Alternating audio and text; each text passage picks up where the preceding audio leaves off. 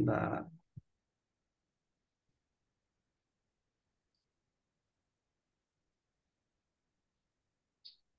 Iya.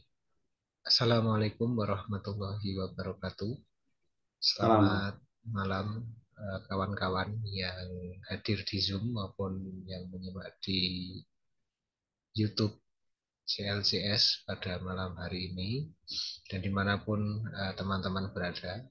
Sangat bahagia sekali pada malam hari ini kita bisa berjumpa kembali dalam acara diskusi Rabu malam.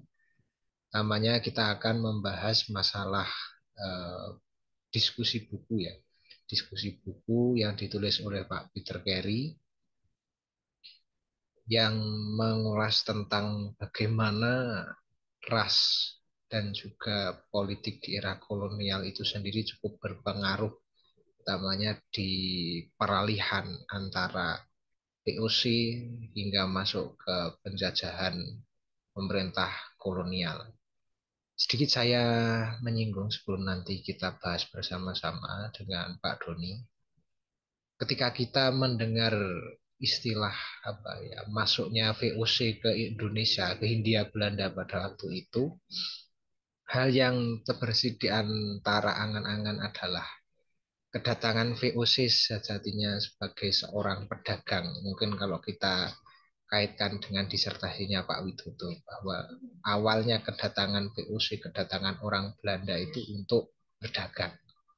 Akan tetapi seiring waktu, ketika terjadi perubahan masa pemerintahan, kemudian terjadi dialektika dalam perpolitikan, hingga akhirnya VOC runtuh atau bangkrut karena korupsi dan juga tidak sanggup mendanai operasionalnya, maka pemerintahan saat itu pun juga disertai gejolak.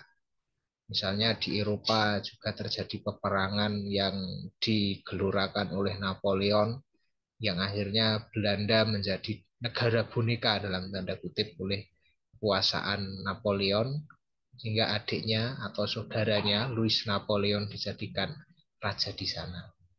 Tentu hal ini akan berpengaruh signifikan bagaimana nanti Herman Willem Daendels yang menjadi sorotan hingga nanti masuk pada masa Raffles menjadi bahan kajian yang menarik bagi Pak Peter Carey untuk mengulas bagaimana praktik-praktik rasisme dalam kolonial itu sendiri mencengkeram hingga berpuncak pada Perang Jawa atau Perang Diponegoro. Malam hari ini kita akan membahas lebih detail penyebab-penyebab dan situasi yang menyertai kegiatan atau fenomena tersebut. Pada malam hari ini, diskusi seperti biasa akan kita laksanakan setelah kita menyimak pemaparan materi dan kemudian kita akan lanjutkan tanya jawab atau mungkin ada tanggapan dari teman-teman semuanya. Kepada Pak Doni, kami persilahkan. Oke, terima kasih Rohim. Rekan-rekan yang menyimak ulang nanti di YouTube. Salam jumpa kembali. Senang rasanya bisa bertemu kembali dalam acara diskusi rutin setiap 2 minggu sekali yang diselenggarakan oleh CLCS dan Prodi Sastra Jawa Universitas Negeri Semarang. Oke, saya Doni Sujantoro akan menyampaikan beberapa hal ya, memantik diskusi bagi kita semua terkait dengan topik yang dalam sesi ini atau pertemuan yang kelima sepertinya ya Mas Rohim ya. Dalam rangkaian diskusi pasca kolonial kita akan membicarakan bersama-sama salah satu buku yang saya kira buku penting ya, buku terbaru dari Pak Peter Carey yang ditulis bersama Faris Nur. Sebenarnya buku ini adalah buku kumpulan artikel ya yang kemudian dalam beberapa chapter atau beberapa bab itu diterjemahkan dari bahasa Inggris sebenarnya. Tapi konteksnya adalah dalam konteks pasca kolonial dan bagaimana kita memahami efek-efek dari kolonialisme itu sendiri. Saya kira buku ini menjadi sangat penting untuk dibaca kembali, untuk dimaknai ulang tentang sejauh mana kondisi kita dalam realitas kontemporer ini sebenarnya kalau kita refleksikan dalam masa-masa yang konteks historis ya kesejarahan, saya kira juga dalam beberapa hal nggak banyak berubah juga sebenarnya. Oke, oke, saya akan share screen terlebih dahulu.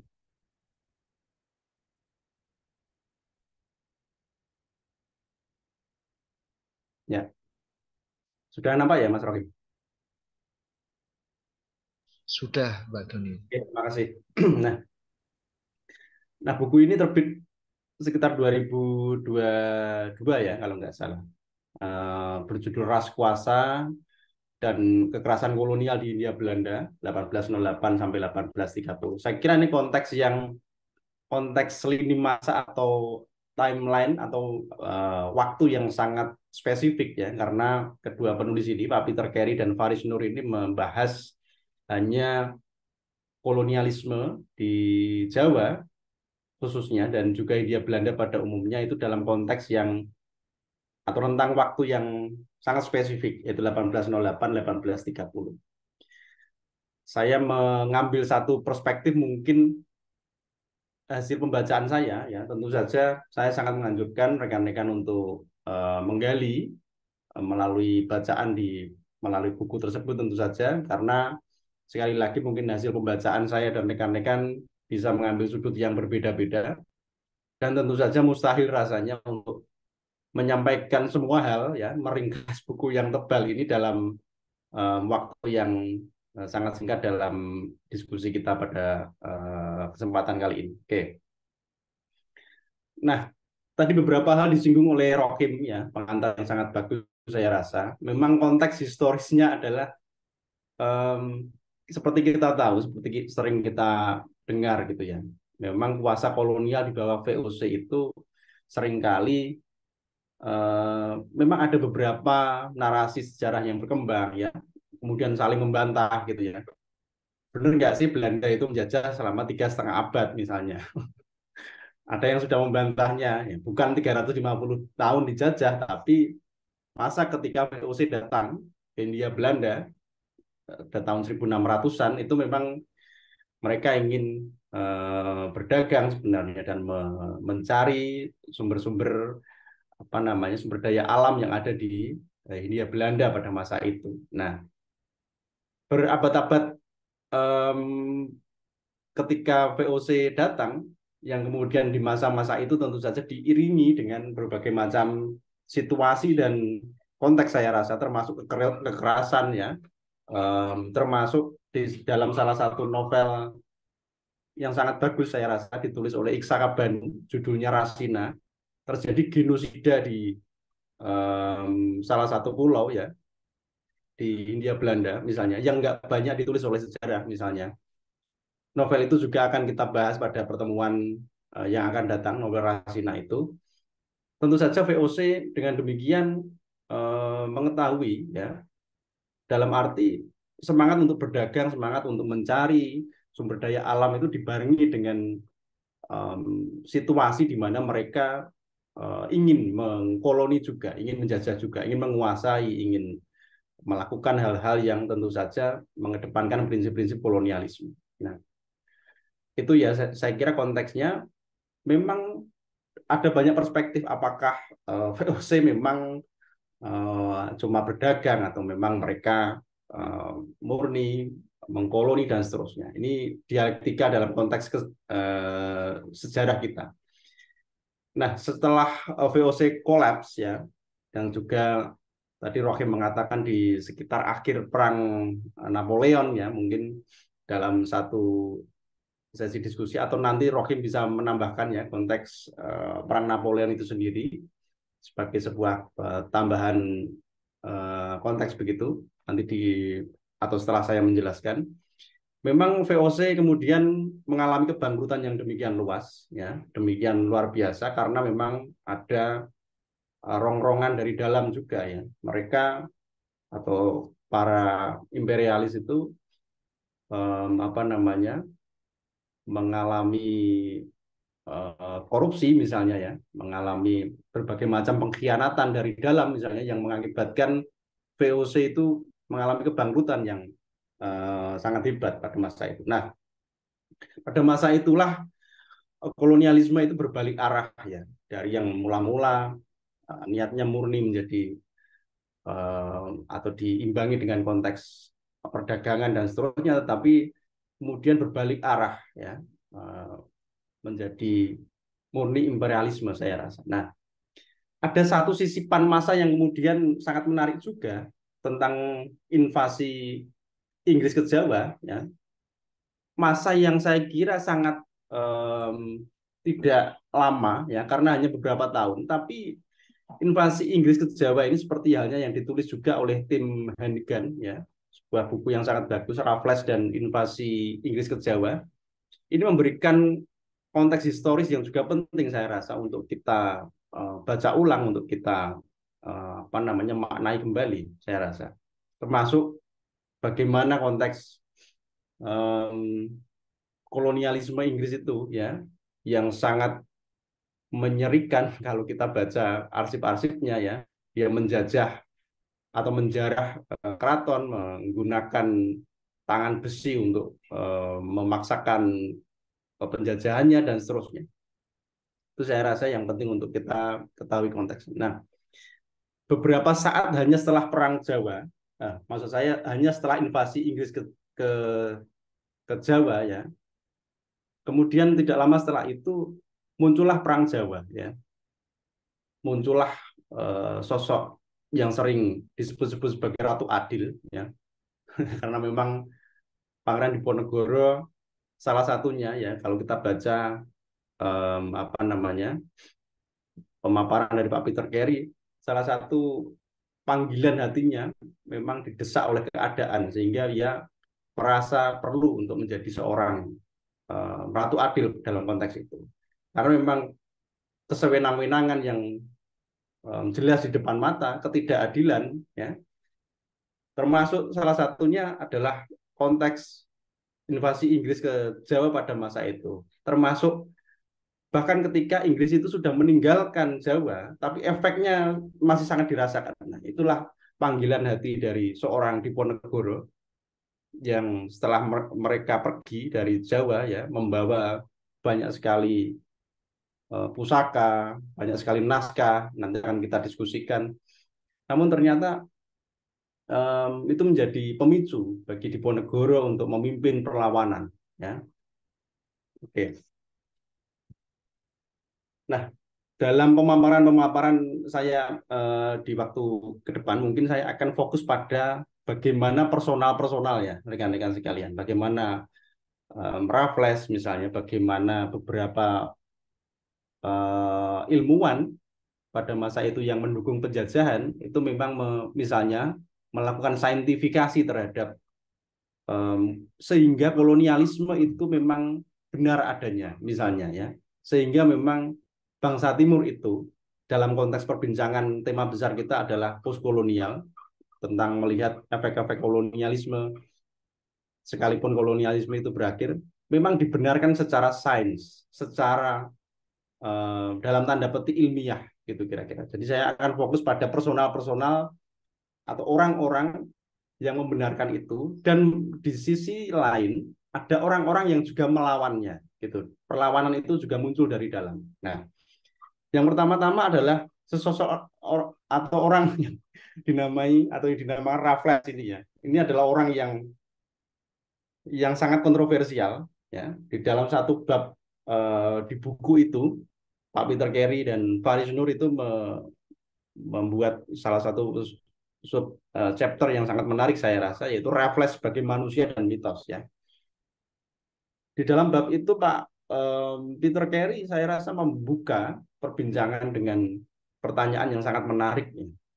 Jadi Pak Peter Carey itu pernah apa namanya ditanya oleh orang gitu ya, atau diberi pernyataan.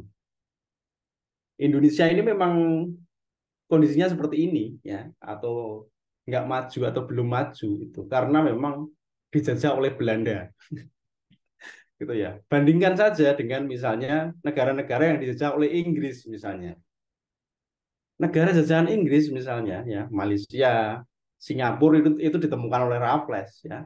Raffles itu di Singapura sangat dilulukan misalnya karena dia adalah penemu ya pulau Singapura ketika itu.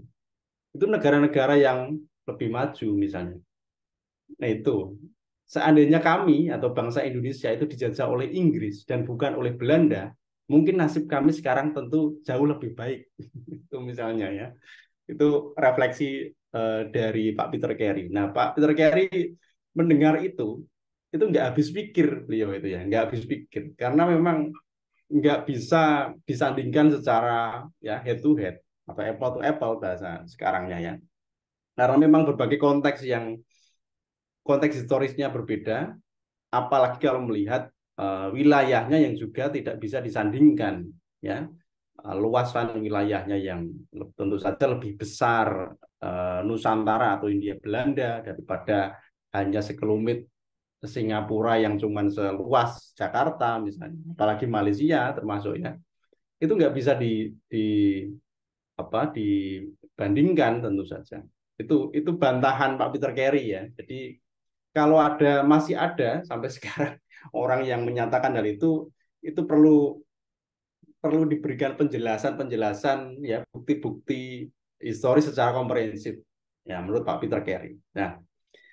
Nah, Raffles itu siapa rekan-rekan? Memang menurut Peter Carey dan Faris Nur dalam bukunya, dia adalah seorang yang sangat otoriter, pengguna kekerasan dan taktik tangan besi yang sangat ulung ya.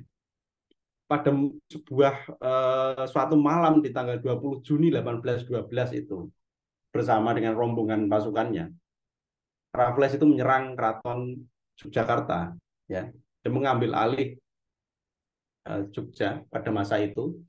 Dan apa yang dia lakukan ya tidak hanya melakukan tentu saja pembunuhan yang demikian masif ya, pembunuhan massal pada prajurit dan orang-orang yang ada di situ, tetapi di dalam buku itu Pak Peter Carey menelusuri tentang misalnya fakta-fakta bahwa bahkan sampai sekitar 4 hari setelah penyerangan itu, Raffles dan pasukannya itu masih terus mengusung naskah-naskah dan pusaka misalnya yang dimiliki oleh Keraton Jogja dan diusung ke Inggris. Ya, itulah salah satu sebab pada masa itu memang yang juga ternyata sampai sekarang ya kita tahu konteksnya kenapa benda pusaka dan naskah-naskah kita dari Jawa itu ada di Eropa misalnya karena memang penjarahan yang sangat luar biasa pada masa Raffles ketika dia melakukan invasi ke Keraton Jogja misalnya. Nah, di samping itu, dalam konteks yang tentu saja watak yang sangat otoriter dan pengguna kekerasan yang sangat masif ya, Pak Peter Carey menjelaskan misalnya Raffles itu dalam suatu waktu mempermalukan beberapa petinggi keraton dengan memaksa mereka mencium kaki dan lututnya ya, dalam sebuah eh, pertemuan agung gitu. Beberapa petinggi keraton itu tidak mau untuk duduk di kursi yang sudah disediakan misalnya. Pak Peter Carey menceritakan itu. Tetapi apa yang dilakukan oleh Raffles, dia menyuruh bawahannya untuk memaksa ya, para petinggi keraton itu dipaksa lehernya dijelungupi gitu ya kalau dalam bahasa Jawa, diminta untuk mencium kaki dan lutut Raffles itu. Sehingga membuat suasana pada masa itu atau suasana ketika itu sangat tegang dan membuat beberapa petinggi keraton menjadi malu misalnya. Dia juga menendang kursi raja karena menolak duduk di kursi yang disediakan. Selain itu memang diceritakan bahwa Raffles ini sangat tidak berperasaan dalam memperlakukan orang lain, termasuk bawahan dan kolega Eropanya sendiri. Ya. Jadi tidak hanya pada kaum pribumi, pada orang Jawa yang dianggap rendah misalnya, tidak bermartabat, tapi memang Raffles itu bahkan kepada karyawannya sendiri sesama orang Eropa itu sangat tidak manusiawi dia, ya.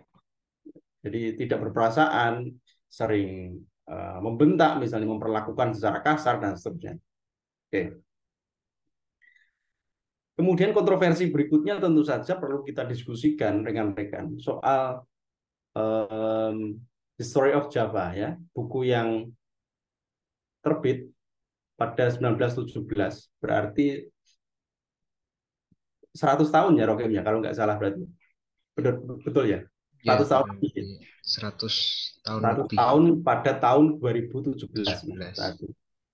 Nah, buku yang meskipun mendapat berbagai penghargaan dan pujian ya, karena sebenarnya Raffles itu bukan seorang atau memiliki pangkat yang sangat tinggi pada masa itu, karena dia hanya seorang pegawai rendahan ya,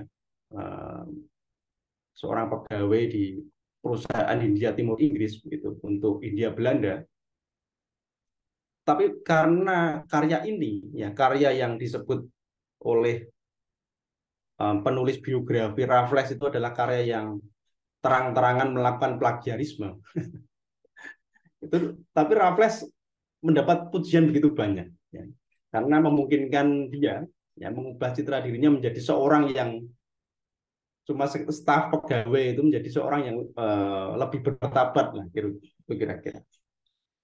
Nah, buku ini ya, beberapa jilid pertama diterbitkan 1917 ini memang dirangkum dengan, menurut ya penulis biografi Raffles itu, dirangkum dengan terburu-buru dari berbagai sumber selama 4 bulan, hanya 4 bulan. Anda bayangkan ratusan halaman itu, buku yang sangat tebal, History of Java. Ketika Raffles diturunkan dari jabatannya menjadi Letnan Gubernur Bengkulu. Ya. Jadi setelah dari Jawa ketika itu, kemudian dia dipindah ke Bengkulu, dan buku ini adalah sebuah kumpulan karya, kalau bukan terang-terangan hasil plagiarisme, gitu kira-kira. Hasil plagiarisme dari siapa? Hasil plagiarisme dari karyawan-karyawannya yang menulis semacam laporan-laporannya. Kalau kita baca History of Java kan memang laporan-laporan tentang bagaimana situasi masyarakat dan kebudayaan Jawa misalnya kan ya. Bagaimana cara manusia Jawa melangsungkan adat pernikahan misalnya ya, dan lain-lainnya. Konteksnya kan mendeskripsikan kondisi sosial, budaya, wilayah ya, terus nama-nama tanaman, tumbuhan, hewan, dan seterusnya di dalam History of Java itu kalau kita baca. Nah, itu memang rangkuman dari kerja keras para bawahannya ya, para karyawan si Raffles itu, yang sekadar dia kumpulkan, dia bukukan, dia jilid, dia terbitkan pada 1917. Oke. Nah, menurut penulis biografi Raffles, memang di dalam buku itu, saya kutipkan utuh ya, memang secara rinci Victoria Glendinning ini menuliskan dari mana sih bab per bab ya, History of Java itu. Jadi dia merinci ya, merinci secara sangat detail saya rasa, yang pada kenyataannya atau singkatnya adalah memang Raffles ini terang-terangan melakukan penjiplakan ya dari karya para bawahannya atau para karyawannya itu kira-kira. Oke.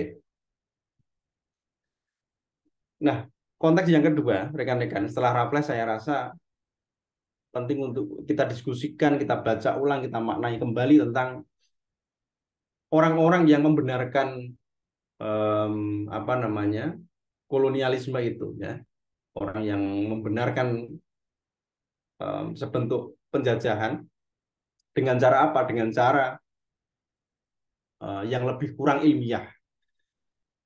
Dan topik itu saya rasa kita tidak bisa meninggalkan satu nama yang penting, seorang rasialis ya, seorang ilmuwan sebenarnya, tapi dia penganut poligenesis yang meyakini bahwa orang Asia dan Eropa adalah ras yang memang berbeda, itu kira-kira. Namanya adalah John Crawford ya, orang yang sangat terkenal, orang yang sangat apa namanya sering dikutip. Dia mendapatkan banyak naskah juga dari masa yang lebih kurang sama ketika invasi Raffles ke Yogyakarta. Jadi dalam salah satu bab Pak Peter Carey menjelaskan dari mana Crawford mendapatkan naskah-naskahnya yang begitu banyak. Ya, jadi setelah diklasifikasikan naskah-naskah yang didapatkan oleh Raffles itu ada naskah yang begitu banyak yang tidak dibawa oleh Raffles. Nah, naskah yang tidak dibawa itu kemudian diambil oleh si Crawford ini, ya, pusaka, naskah Babat, termasuk naskah dari Bugis kalau nggak salah, itu banyak sekali yang kemudian dijual oleh Crawford untuk salah satu perpustakaan di London. Seharga kalau tidak salah nominalnya sekitar 400 sekian juta kalau nominal di sekarang. Pak Peter Carey menuliskan hal itu, ya. Jadi Crawford adalah sebenarnya dia ilmuwan gitu ya, dan juga uh, pengepul naskah dan menggunakan naskah-naskahnya untuk um, ditulis, dikoleksi dan kemudian semacam menjadi pembenar dari tulisan dan tradisi ilmiahnya. Oke. Crawford ini bersikeras bahwa memang orang Asia itu tidak akan bisa berkembang hingga tingkat yang maju dan beradab seperti orang Barat, gitu kira-kira, sampai kapanpun, menurut Crawford ya. Jadi dia juga mencemooh tentang bagaimana seni dan musik Asia itu sebagai hal yang menyedihkan dan rendahan. Ya, di dalam buku tersebut Pak Peter Carey mengutip artikel jurnal yang ditulis oleh Crawford ini. Ya, jadi sekali lagi Crawford mengelaborasi, ya, menolak fakta-fakta ilmiah sebelumnya, misalnya soal apa yang paling terkenal teori evolusi Darwin tentang evolusi manusia misalnya, itu dia tolak misalnya. Dia menyodorkan argumen-argumen tandingan yang di Eropa juga banyak pengikutnya sebenarnya. Misalnya soal tadi orang Eropa dan orang Asia itu memang dua ras yang memang berbeda. Eropa lebih unggul, Asia tidak akan bisa sampai kepada taraf yang sama seperti Eropa dan seterusnya dan seterusnya. Oke. Nah, persoalannya di sini saya rasa rekan-rekannya. Jadi ide Crawford itu memang banyak pengikutnya sekali lagi dan digaungkan oleh para ilmuwan lain di belahan dunia sana, di Eropa sana, ya. Mereka lebih kurang menganggap bahwa memang um, atau mendukung argumen Crawford soal misalnya ras yang berbeda antara Eropa dan Asia misalnya. Ada juga peneliti atau ilmuwan lain, ya, misalnya mencari-cari pembenar dari argumen-argumen awal Crawford itu misalnya, ya. Dia mencari dukungan melalui kitab-kitab perjanjian lama misalnya soal ras, ya, misalnya menyatakan bahwa di Alkitab itu mengenai Adam hanya merujuk pada salah satu konteks wilayah saja di Kaukasia misalnya, menolak teori evolusi Darwin yang pada akhirnya perbudakan itu, ya, perbudakan dan kolonialisme itu dapat dibenarkan atas dasar agama dan sains. Ya. Ras yang lebih rendah hanya dapat mencapai kondisi potensi mereka sepenuhnya hanya dalam kondisi sebagai pelayan atau ketika mereka melayani para imperialis itu. Lebih kurang seperti itu yang ingin dinyatakan oleh para ilmuwan, ya, para peneliti yang menganut atau yang sealiran dengan Crawford tadi. Oke. Nah, selain dari apa namanya orang-orang yang melakukan hal-hal semacam itu, ya, melakukan praktik kolonialisme dan didukung dengan sains, ya, didukung dengan kokohnya ilmu pengetahuan misalnya, mereka mencari-cari pembenar atas kolonialisme itu, ada juga perlawanan-perlawanan dan pemberontakan dari dalam, rekan-rekan. Ini yang menarik saya rasa. Jadi banyak sekali atau ada sejumlah um, orang yang berasal dari dalam, baik itu mereka yang pernah ke Hindia Belanda atau pernah ke Jawa atau belum pernah ke Hindia Belanda atau Jawa sekalipun. Jadi kita ingat memang pada masa itu korespondensi dan media massa atau koran, ya, pada masa itu memang melaporkan praktik-praktik kolonialisme yang ada di Hindia Belanda. Misalnya koran-koran di Eropa itu menerbitkan ya setiap hari tentang laporan-laporan yang itu dibaca oleh masyarakat Eropa ya tentang bagaimana praktik kolonialisme di Hindia Belanda misalnya. Nah, dari situ muncullah orang-orang yang memang menentang ya. Salah satunya adalah Pangeran Hendrik dari Belanda atau dikenal sebagai Hendrik Sang Pelaut rekan-rekannya. Konteksnya adalah ketika masa Perang Jawa ini ya, teman-teman. Jadi setelah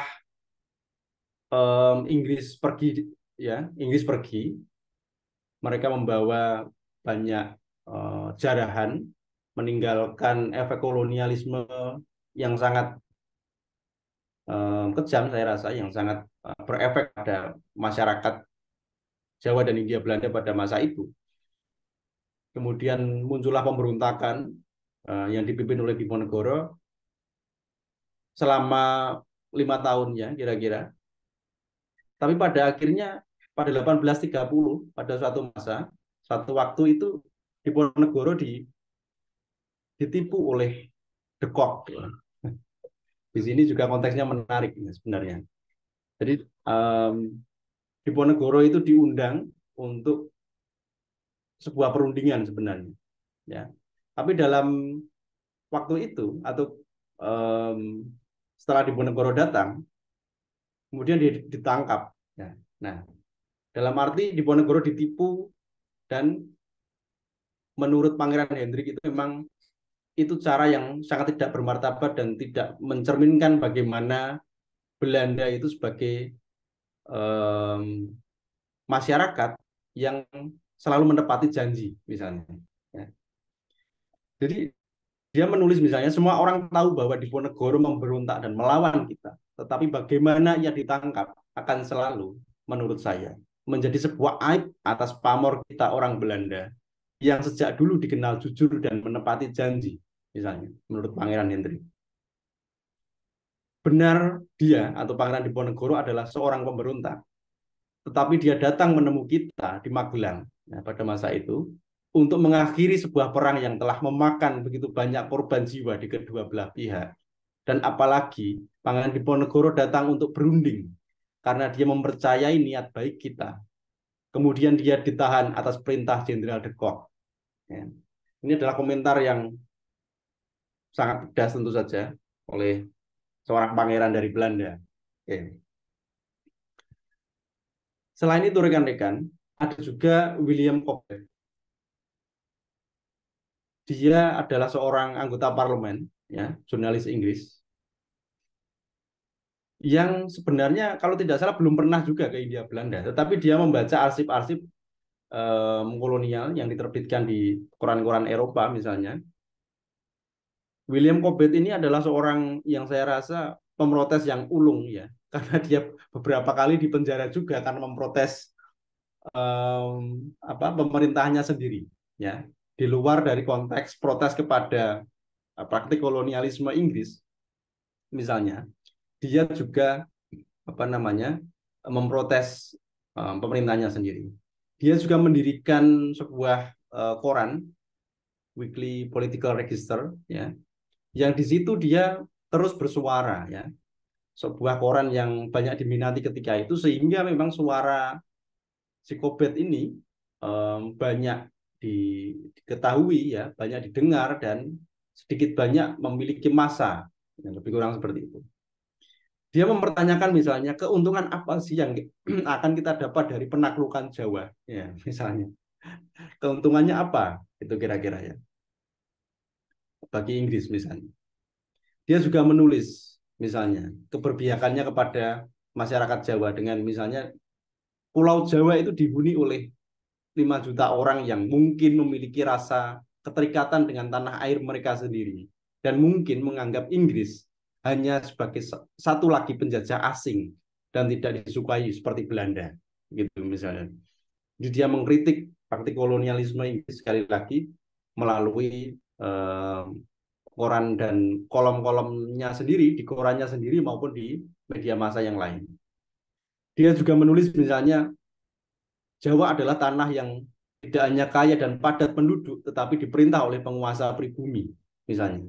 Raja dan pangeran tetap adalah penguasa yang sah atas tanah Jawa dan 5 juta orang yang tinggal di sana. Jadi Kobet menghendaki atau meyakini bahwa masyarakat Jawa itu bisa mandiri ya, tanpa praktik kolonialisme misalnya. Tentu saja dia tidak membenarkan kolonialisme. Kobet ini mendukung masyarakat Jawa itu hidup mandiri dan diperintah oleh para raja-rajanya sendiri tentu saja.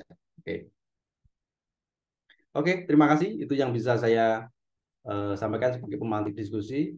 Selanjutnya mungkin Mas Rokim bisa menambahkan beberapa konteks ya. Saya rasa terkait dengan Napoleon karena itu menjadi bagian dari tugas akhir atau skripsi dia kemarin. Oke, monggo Mas Rokim. Baik, terima kasih Pak Doni atas kesempatannya. Melanjutkan tadi apa yang disampaikan Pak Doni, saya kira kolonialisme atau praktik-praktik adanya rasialisme dan pengaruhnya di Indonesia atau di Hindia Belanda, saya kira tidak jauh berbeda dengan apa yang terjadi di Eropa. Karena pada prinsipnya eh, terjadinya perubahan dari pemikiran-pemikiran Barat oleh para filsuf pada zaman itu membawa pengaruh besar terhadap dinamika perpolitikan. Ada satu naskah yang pernah saya teliti, naskah mungkin naskah ditulis pada akhir abad ke-19 kurang lebih. Di naskah tersebut pengarang secara anonim menerangkan bahwa peperangan yang terjadi di Eropa oleh Napoleon Bonaparte dan pasukannya sejatinya itu diawali oleh ketidakpuasan. Tentu ini sebuah masalah yang agak rancu sebenarnya. Bagaimana pemberontakan oleh rakyat itu sendiri ketika dilaksanakan atau digelurakan seantero Eropa bahkan sampai ke Asia, ke Mesir pada waktu itu menjadi sebuah dalam tanda kutip praktik baru dari imperialisme atau perluasan wilayah atau invasi yang dijalankan oleh Napoleon. Nah, namun demikian kita tidak bisa kemudian menjustifikasi sebenarnya apa yang menyebabkan hal itu bisa terjadi. Karena ketika kita kembali pada sejarah-sejarah di Perancis misalnya, pada zaman dahulu sering terjadi ketika pada masa-masa abad 500 tahun 500-an sekian itu orang Perancis juga terjadi pergolakan antara orang-orang Franka dan juga orang-orang Galia. Orang-orang Galia ini orang-orang pribumi bisa dikatakan seperti itu atau orang-orang yang bermukim sebagai penduduk lokal. Nah, dengan adanya orang-orang Franka ini kedudukan masyarakat Galia menjadi masyarakat bawah, kelas bawah. Dan itu setiap tahun selama berabad-abad terus dilestarikan. Dan puncaknya orang-orang Franka ini membentuk sebuah kerajaan yang akhirnya dikuasai atau memiliki keturunan dinasti Bourbon yang akhirnya menjadi dasar dari dinastinya Raja Louis.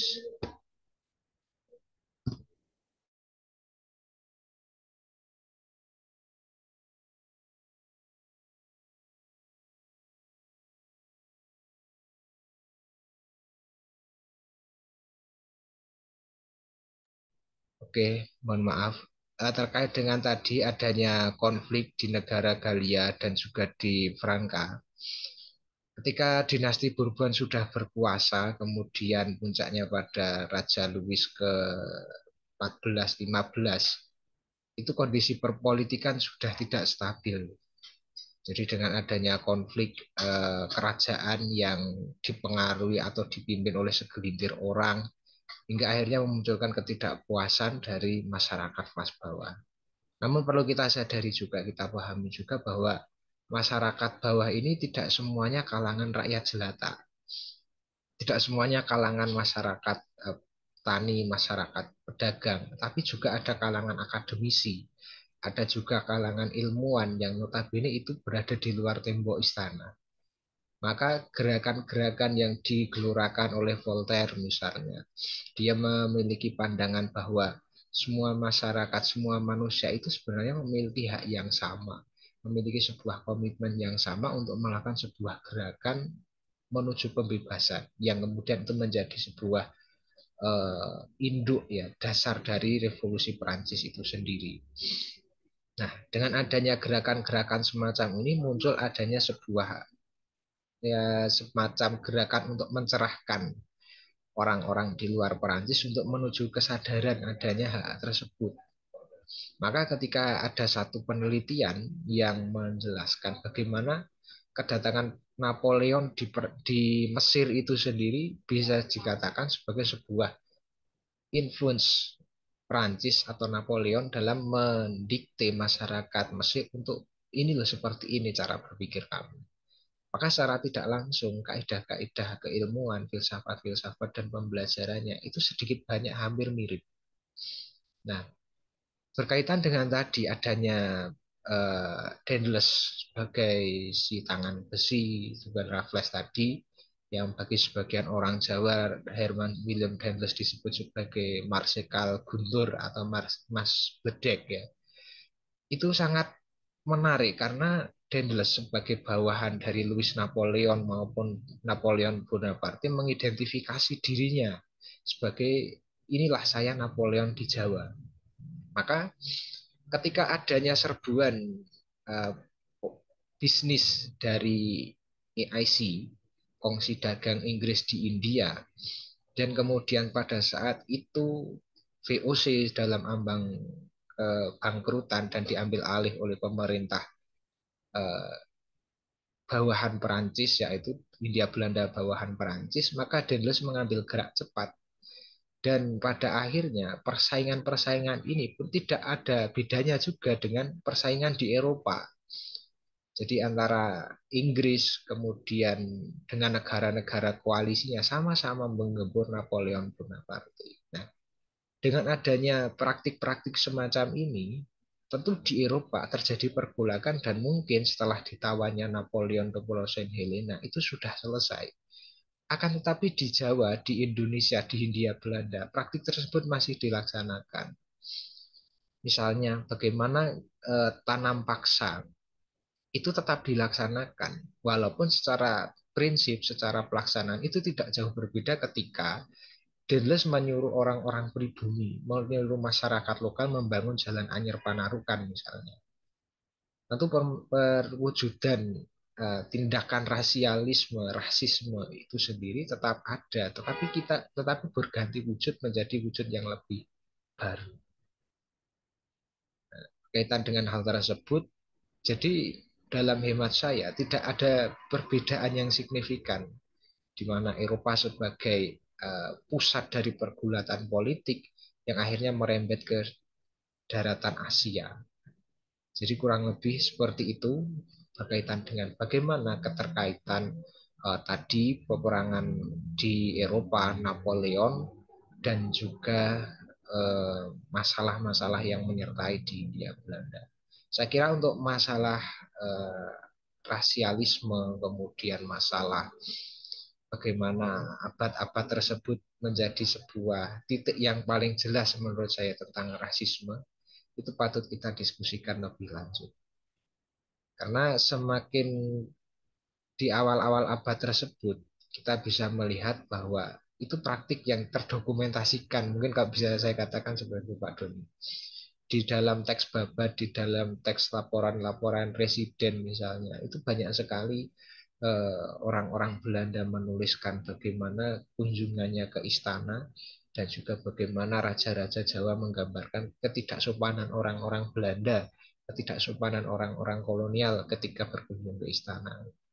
Bahkan ada satu kejadian misalnya di dalam bukunya Pak Peter Carey juga ketika seorang residen ketika berkunjung di istana kerajaan di keraton Jawa melihat dengan adanya pelayan-pelayan istana kemudian dengan putri-putri cantik itu terjadi sebuah sudut pandang yang berbeda bagaimana sudut pandang Raden Ayu atau wanita Jawa saat itu hanyalah seorang wanita yang lemah lembut, wanita yang sendiko dawuh terhadap seorang suami atau pasangannya.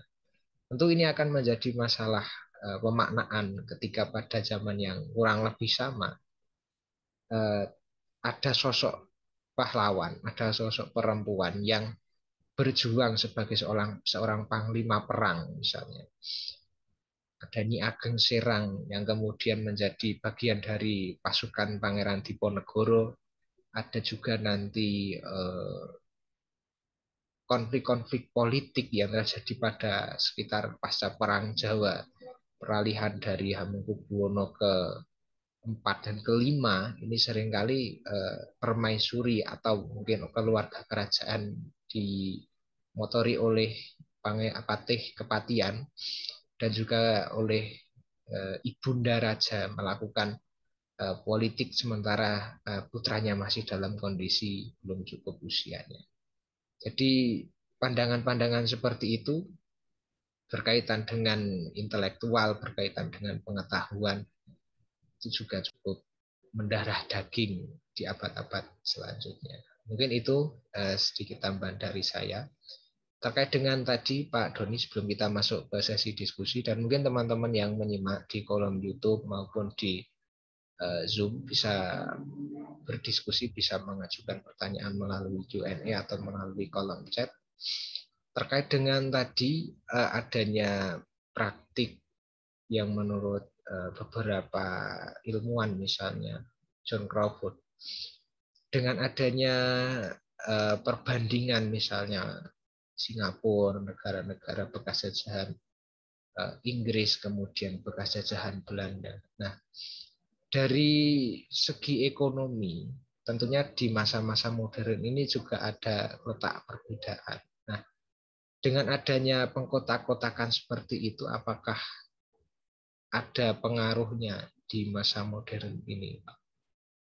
Jadi supaya ternyata meskipun kita memiliki jejak masa lalu yang berbeda, itu ternyata ada perbedaan, ada suatu hal yang mungkin ada kesamaannya. Oke, terima kasih Robin. Nah, menarik juga ya membicarakan konteks bagaimana pertumbuhan ekonomi misalnya ya di luar dari kontestasi politik dan hegemoni kekuasaan pada masa itu. Nah, dalam konteks ekonomi, Pak Peter Carey juga menyebutkan itu ya di dalam satu babnya, dalam satu chapternya yang terkait dengan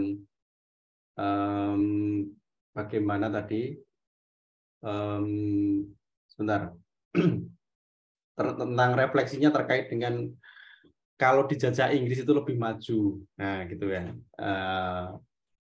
Benar, Singapura dan Malaysia itu lebih maju dijajah Inggris, misalnya Indonesia gini-gini aja karena dijajah Belanda. Nah, Pak Peter Carey menyandingkan bahwa memang pada masa pasca kolonialisme, Pak Peter Carey merefleksikan itu ya, pada masa pasca kolonialisme setelah penjajahan semua negara-negara yang disebutkan misalnya di konteksnya di Asia lah misalnya itu sudah lepas dari penjajahan misalnya.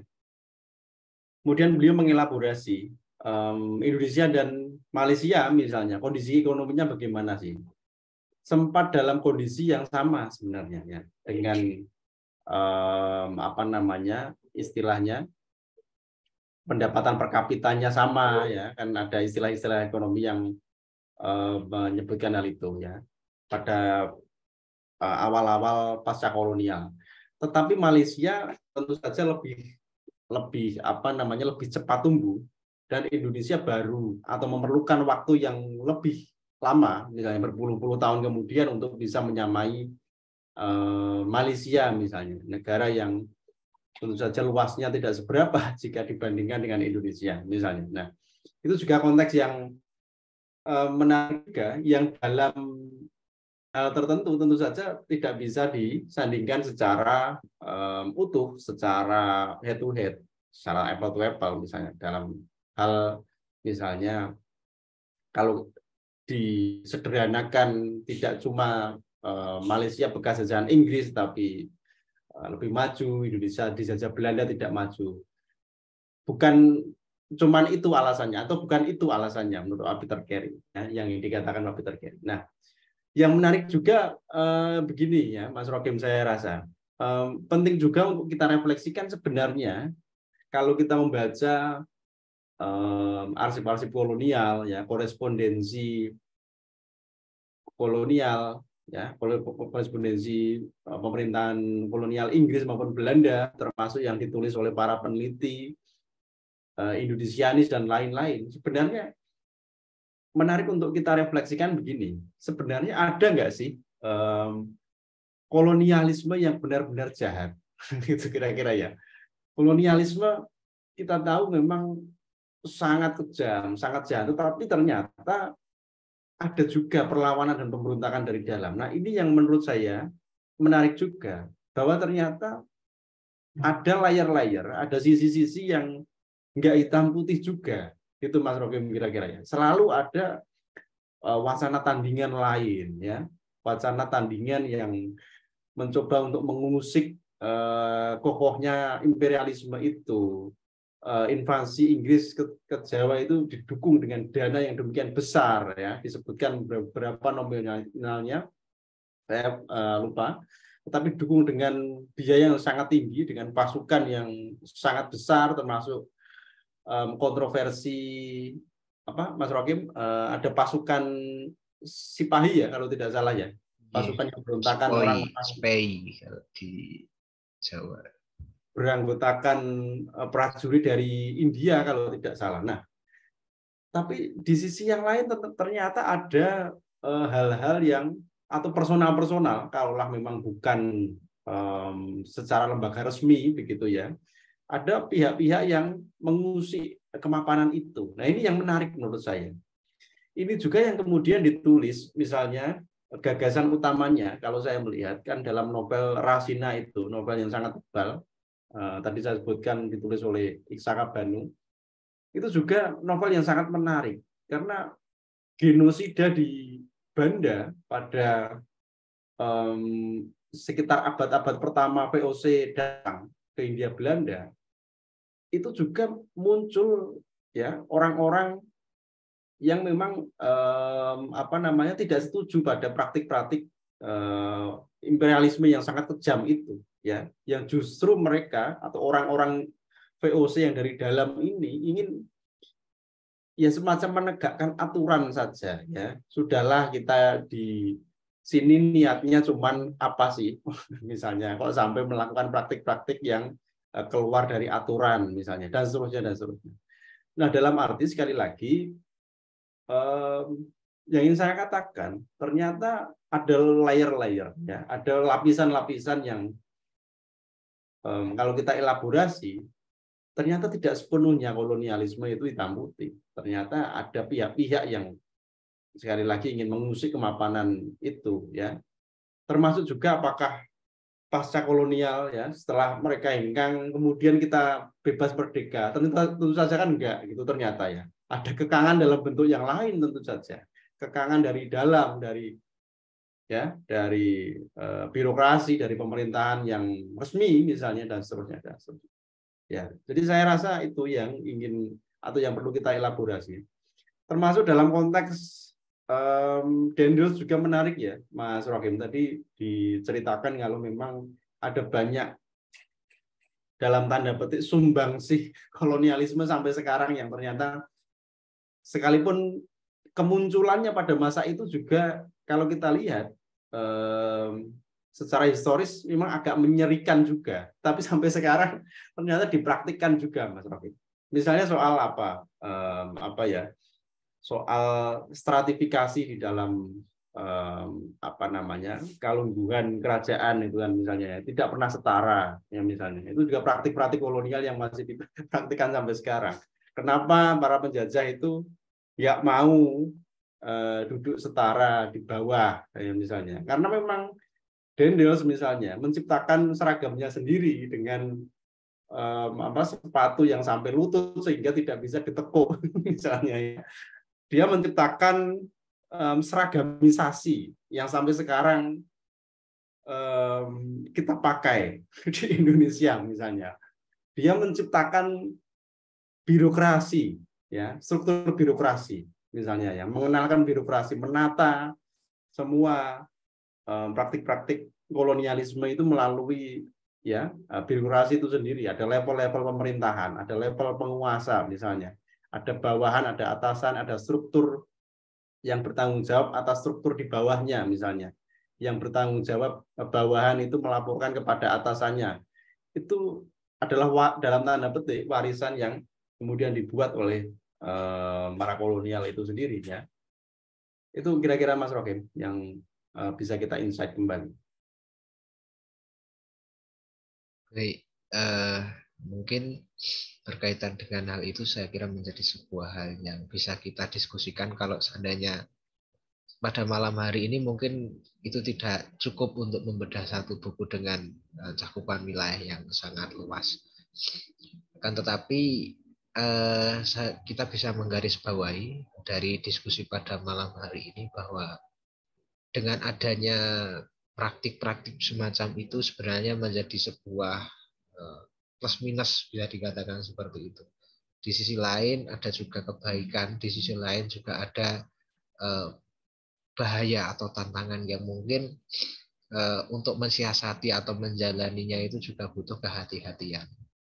Karena ada tujuan-tujuan tertentu yang dulu ditanamkan, sementara kita akan berbenah untuk menjadi diri kita sendiri, itu juga kesulitan karena kita harus meniti kembali, melihat, merefleksikan diri kita sendiri. Mungkin seperti itu terkait dengan praktik-praktik rasialisme, praktik-praktik kolonialisme di era penjajahan. Baik, teman-teman, karena waktu sudah menunjukkan pukul 20.30, bagi teman-teman yang belum bisa bergabung dan kemudian ingin menyampaikan pertanyaan, bisa melalui kolom chat di Zoom, kolom chat di YouTube, kolom komentar, dan juga bagi teman-teman yang bergabung di Zoom, kami mengucapkan terima kasih atas kehadirannya dan partisipasinya. Dan akan kita lanjutkan diskusi pada 2 minggu yang akan datang, tentunya dengan pembahasan-pembahasan lain, masih di serial Membaca Postkolonial. Saya Muhammad Nurrohim dan tim yang bertugas pada malam hari ini mengucapkan terima kasih dan mohon maaf apabila ada kekurangan maupun hal-hal yang kurang berkenan.